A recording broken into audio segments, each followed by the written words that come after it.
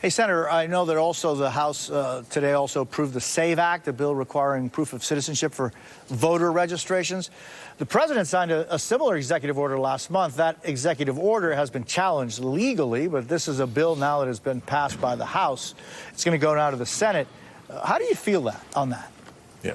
There's that saying, when this is a solution in search of a problem, this is a classic example of the SAVE Act. What Republicans are doing is, once again, demonizing immigrants for the sake of making it harder for eligible citizens to register to vote and to cast their ballots in elections. It's voter suppression in disguise, not so much of a disguise. Here's the truth. It is already illegal for non-citizens to vote in our elections. Even the very conservative Heritage Foundation has only found, less than 70 instances of a non-citizen voting over the last 40 years. Our current laws and protections are working. What would the SAVE Act do? It would make it harder for members of the military, for example, when they're deployed to a different base and maybe have to re-register, and it's not so easy, from not maybe being able to vote in the next election.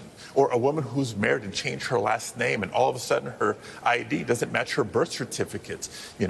This is voter suppression, and it's unnecessary. The last big piece of hypocrisy here, Jose, is when Democrats have proposals on how we strengthen our democracy and voting rights, the Republicans are so quick to say, no, states run elections. The federal government should not dictate how states do it.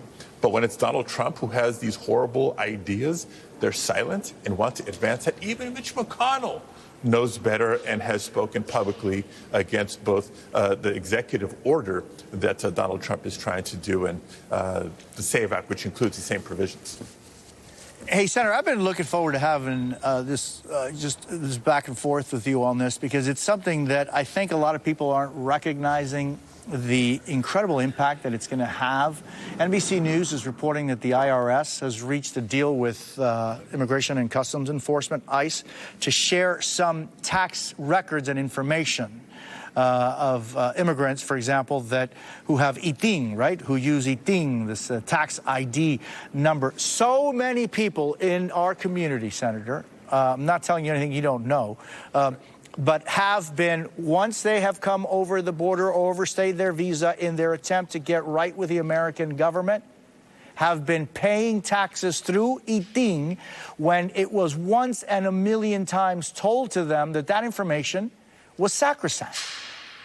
What does this change mean? This is Donald Trump and Republicans breaking yet another promise. Plain and simple. And in this case, right, those tax identification numbers for someone who may not have a Social Security number, but is working and is going to file their taxes. That's the way it's been done. And we've told people we're going to protect this information. It will not be used against you.